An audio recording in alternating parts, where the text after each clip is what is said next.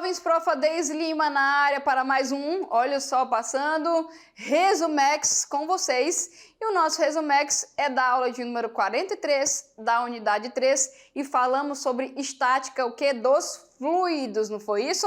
Nós definimos o que é um fluido, é tudo aquilo que escoa com facilidade, né? E na sua maioria, os fluidos eles estão no estado líquido da matéria, certo?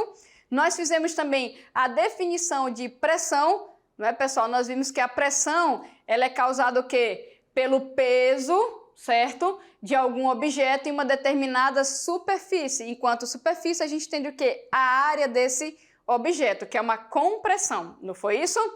E nós vimos também questões como massa específica, certo? Que é a densidade, que nós vimos que são grandezas que estão relacionadas à massa e o volume. Então, vamos lá relembrar? Então, jovens, olha só, nós vimos aqui estática dos fluidos, a primeira parte, certo? Como nós falamos, o fluido é uma substância que pode escoar facilmente e que muda de forma sob a ação de forças pequenas, tá? Então, nós vimos exemplos, né, que foram o orvalho, é um exemplo de fluido, ok? A areia, que é formada por pequenas partículas. Professora, mas essas pequenas partículas são sólidas. Mas nós vimos que a união dessas pequenas partículas aí, a gente tem um fluido que escoa, que é a areia, tá? Nós vimos também o mel como exemplo de fluido, ok? E a chama também, né, pessoal, é um exemplo de fluido. Outros exemplos de fluidos que nós vimos, a neve, né? Olha só, a criança aqui fazendo a brincadeira, deu um soprão na neve aqui, ó. Ela escoou com mais facilidade e também, certo, a água corrente, né? É um fluido, tá? Aqui é a ponte sobre, né, gente, o rio Madeira, ok? É muito legalzinho atravessar essa ponte de bike, né? Ela é bem altinha, né? Já passei por essa ponte aí algumas vezes, tá? E nós vimos aqui, ó, a pressão é justamente a grandeza que relaciona a força aplicada sobre uma superfície e a superfície é a área, certo? E nós vimos aqui, ó, P é a pressão, que pode ser em ATM, ela pode ser também em Pascal, que é Newton por metro quadrado, tá? F é a nossa força dada em Newton, tá bom? A força aqui dada em Newton e a área geralmente é em metro quadrado, ok? Fechado? E nós vimos aqui, ó, que a força ela é diretamente proporcional à pressão, ou seja, quanto maior a força aplicada sobre o objeto, maior a pressão exercida sobre esse objeto. E também é inversamente, deixa eu pegar outra cor aqui, inversamente proporcional à área. Ou seja, quanto maior a superfície de aplicação da força, menor vai ser a pressão. É por isso que quando você aplica uma força sobre um objeto pontiagudo, você vai sentir mais dor do que sobre uma superfície que tem um tamanho maior, né, pessoal? Por causa disso daqui, ok? Nós vimos também a questão de massa específica ou densidade absoluta, que é justamente dada aí pela massa sobre volume, né? Quanto maior a massa, maior a densidade específica da substância, tá aqui, ó. Aí aqui a gente tem a densidade, a massa é em quilograma no SI e o volume é em metro cúbico. Fechado? Ok? Também pode ser aqui em grama ou centímetro cúbico, lembrando que a relação aqui que 1 grama por centímetro cúbico tem 10 a terceira quilogramas por metro cúbico. Belezinha, pessoal? Fechado? Vem aqui comigo, ó, vou deixar vocês aí resolvendo as atividades e depois a gente volta. Até mais.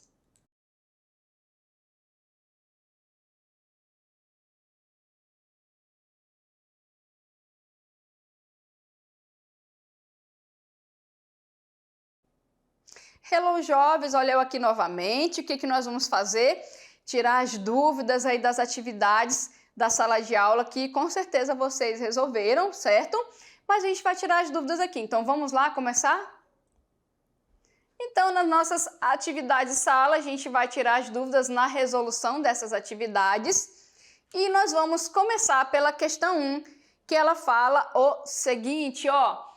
Suponhamos que você possua 80 gramas de massa de uma substância, tá bom? Que você pegou aí uma substância qualquer, né, alguma coisa pequenininha, cujo volume por ela ocupado é de 5 centímetros cúbicos, tá bom? Um objeto pequeno, né, com uma massa pequena de 80 gramas, né, pessoal? Um volumezinho só de 5 centímetros cúbicos. Pergunta, calcule a densidade absoluta dessa substância nas unidades grama por centímetro cúbico e quilogramas por centímetro, metros cúbicos, e marque a opção correta, jovens. Olha só, bom, o que vai acontecer aqui então? Eu quero calcular, tá certo? Se eu quero calcular a densidade absoluta, que é a mesma coisa que a nossa massa específica, eu preciso o quê? Da massa, certo? E do volume. Eu quero tanto em gramas por centímetro cúbico, tanto em quilogramas por metro cúbico, tá? O que eu tenho que observar? Justamente as unidades que ele está me dando aqui no exercício. Se a gente for pegar, deixa eu pegar o marca-texto aqui, ó. A gente tem centímetro cúbico e grama. Logo, é mais fácil calcular primeiro o quê? Em gramas por centímetro cúbico. E depois você faz aquela relação de transformação e transforma o quê? Para grama por metro cúbico, beleza? Como é que você faz esse cálculo aí? Você faz esse cálculo justamente dividindo essa massa, que é 80 aqui, ó, gramas, dividido para 5 centímetros cúbicos. Belezinha? Então dá para você dividir aí.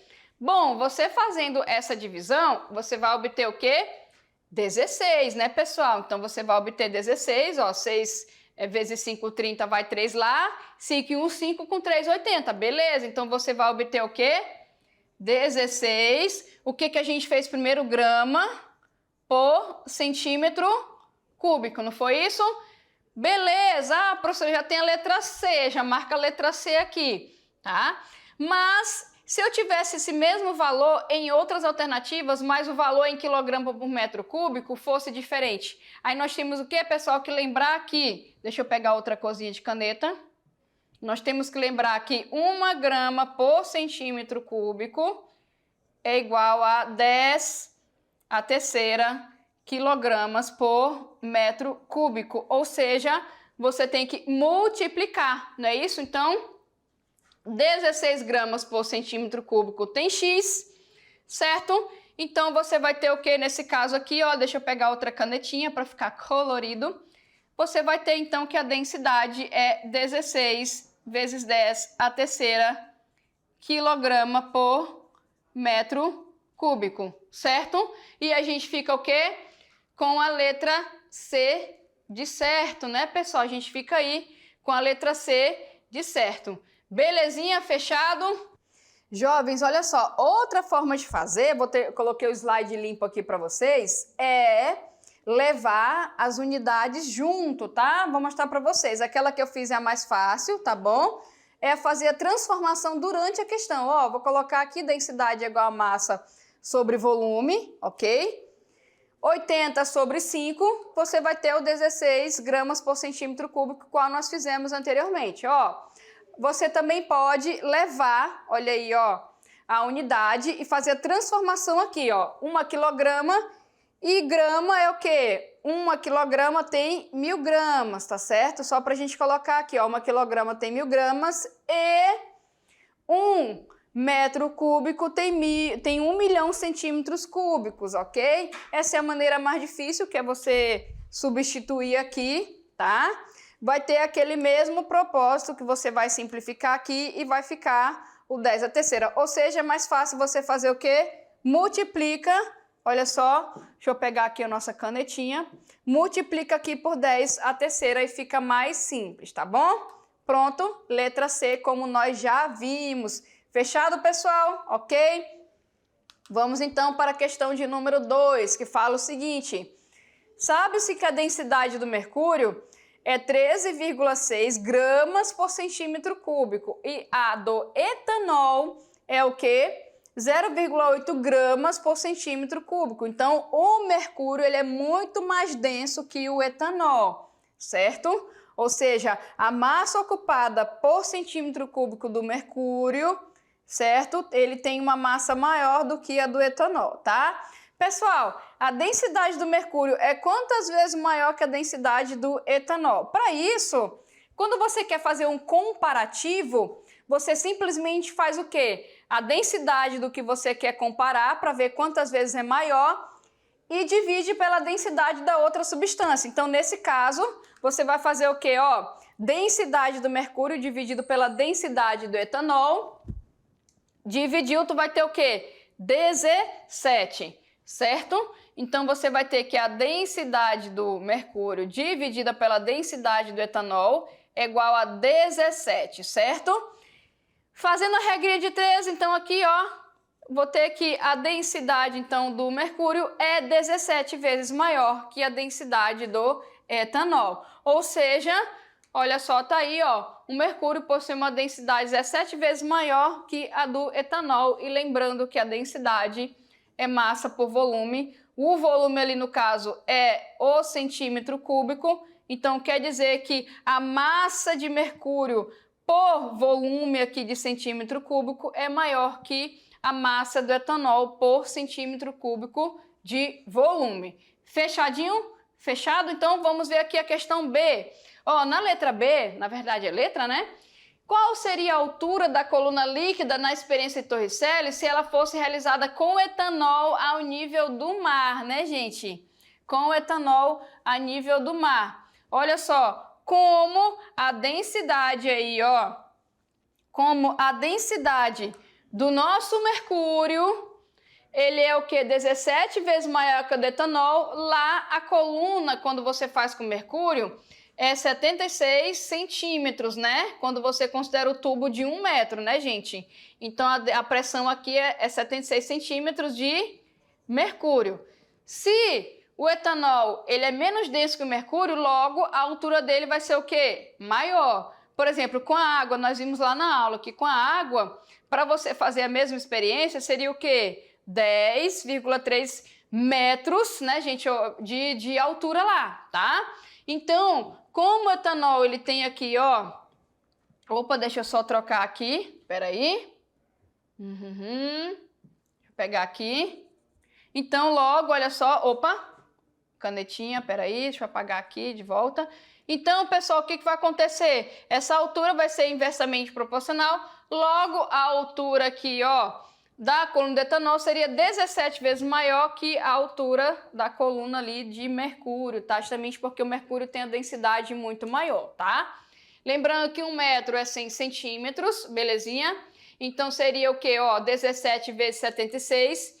E essa altura aí seria 1.292 centímetros de altura, né, gente? Ou seja, 12,92 metros. Então, seria uma altura grande, né, gente? Justamente porque o etanol, ele tem aí uma densidade 17 vezes menor que a do mercúrio, tá? Fechado, belezinha? E vamos para ela, nossa questãozinha Enem, que fala o seguinte. Talvez você já tenha bebido suco usando 2 canudos iguais, né? Uma brincadeira aqui. Vamos imaginar, você tem um copo de suco, você pegou 2 canudinhos. Entretanto, pode-se verificar que se colocar um canudo imerso no suco, ou seja, um canudo dentro do copo e o outro do lado de fora do líquido, fazendo a sucção simultaneamente em ambos, você terá dificuldade para beber, certo? Certo. A gente até viu em aula, né, gente, que o que causa a subidinha, né, vamos dizer assim, a sucção do suco é justamente quando você suga, você cria uma diferença de pressão e a pressão atmosférica que empurra, né, o suco e você consegue fazer a sucção. Então, o que acontece? Você colocou um dentro, né, do copo e outro fora. Então, você vai ter dificuldade de beber? Vai. Por quê? A força necessária para a sucção do ar do suco simultaneamente dobra o valor. Densidade do ar é menor que a densidade do suco, portanto, o volume do ar aspirado é muito maior que o volume do suco. Vamos ver aqui que nós temos mais, ó. Velocidade com que o suco sobe deve ser constante nos 2 canudos, o que é impossível com um dos canudos de fora. D. O peso da altura de suco é consideravelmente maior que o peso da coluna de ar, o que dificulta a sucção do líquido.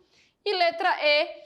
Pressão no interior da boca assume praticamente o mesmo valor daquela que atua sobre o suco. Então aqui a gente tem essas opções. Olha só, pessoal, aqui é a brincadeira, né? Você pode até testar em casa, se você quiser. Ó, tiver 2 canudos iguais, coloca um dentro e um fora e você vai ter dificuldade aí, tá? Bom, olha só. Se você sugar simultaneamente as extremidades superiores de 2 canudos, como a gente está vendo aqui no desenho, um mergulhado no suco e outro colocá-lo fora do copo, como indica a figura aqui, não será possível sorver, ou seja, beber aspirando esse suco aí, certo? Líquido. Isso ocorrerá porque no interior da boca a pressão será praticamente a pressão atmosférica, certo? Porque o canudinho um deles está fora, né, gente? E sem diferença de pressão, como nós falamos, tem que ter a diferença de pressão. Sem diferença de pressão, não ocorre o escoamento do fluido. Então, aqui fala de pressão, é justamente a letra E de exato, tá? A pressão no interior da boca assume praticamente o mesmo valor da pressão que atua sobre o suco. E aqui, se a gente for observar, ó, a gente tem aqui, ó, deixa eu pegar aqui outra corzinha de caneta. A gente tem aqui, ó, a pressão atmosférica, certo? Ó, que é aplicada aqui. Mas aqui, ó, ele não tá dentro, gente, ele tá fora, certo? Então, o que que vai acontecer aqui, ó? A pressão aqui vai ser basicamente a pressão atmosférica aqui dentro. Logo, se eu não tenho diferença de pressão, certo? Eu não vou conseguir fazer o quê? A sucção. Para fazer essa sucção, tem que ter diferença de pressão, belezinha? E nas outras alternativas aqui, ó, que ele falou o quê? Ó, velocidade, peso da coluna, né, gente? O que que ele falou mais aqui? Ó, força necessária para sucção, densidade do ar, tá? Nesse caso aqui está relacionado o quê? Para você conseguir fazer sucção, você tem que ter a diferença de pressão, certo? Para que a pressão atmosférica ela consiga atuar aqui.